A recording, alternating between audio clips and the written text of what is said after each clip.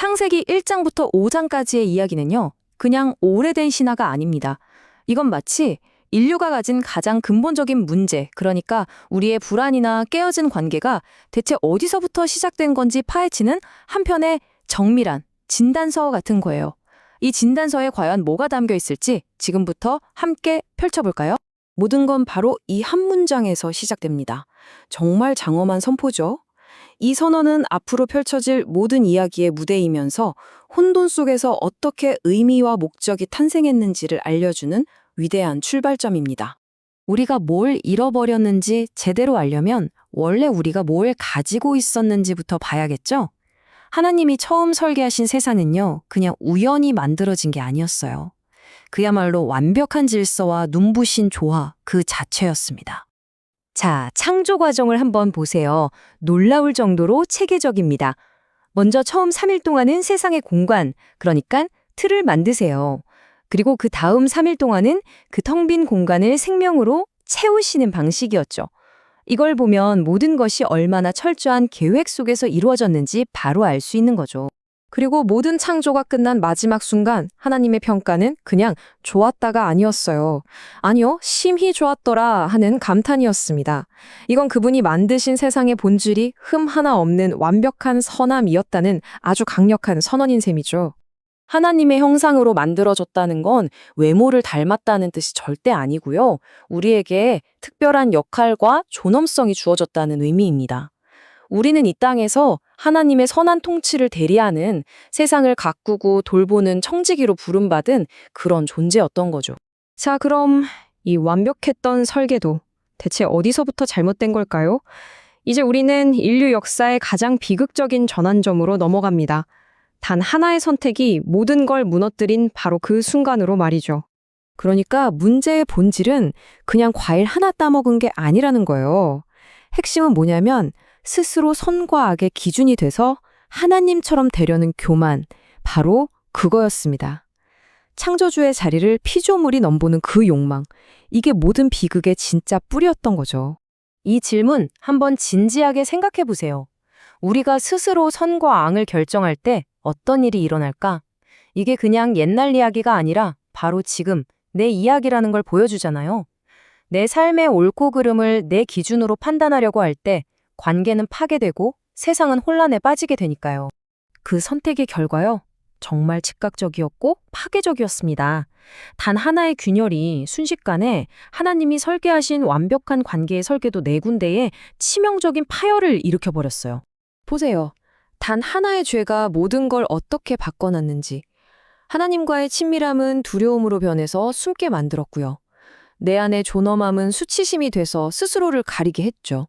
그리고 옆에 있는 사람과는 연합이 아니라 비난만 남았고, 우리가 발딛고 사는 이 자연마저도 저주와 힘겨운 싸움터로 변해버린 겁니다. 이 변화는 정말 너무 극적이에요. 처음에는 내 뼈 중에 뼈요, 살 중에 살이다 이렇게 기뻐했는데 이제는 뭐라고 하죠?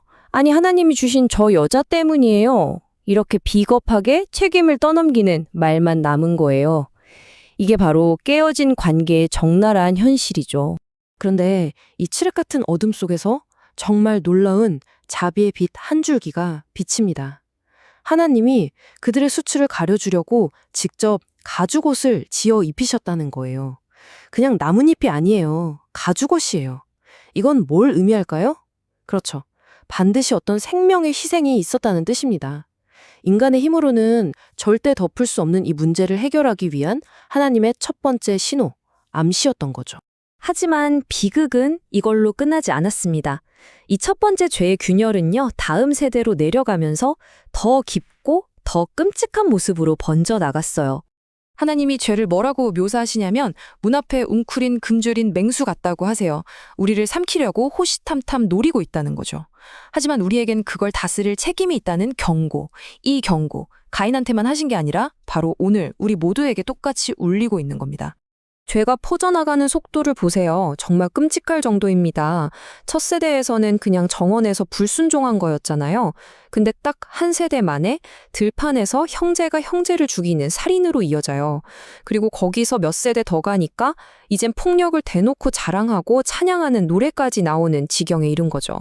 하지만 바로 그 깊은 어둠 속에서도 하나님은 희망의 불씨를 꺼뜨리지 않으십니다. 이 비극적인 이야기와 동시에 아주 조용히 회복을 향한 또 다른 이야기가 시작되고 있었거든요. 자, 여기서 길이 두 갈래로 나뉩니다. 한쪽, 가인의 후손들은 자기 이름을 높이려고 도시를 쌓고 결국 복수의 노래를 부르죠.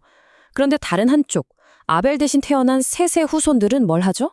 네, 무너진 관계를 회복하는 첫걸음을 떼어 바로 여호와의 이름을 부르기 시작했다.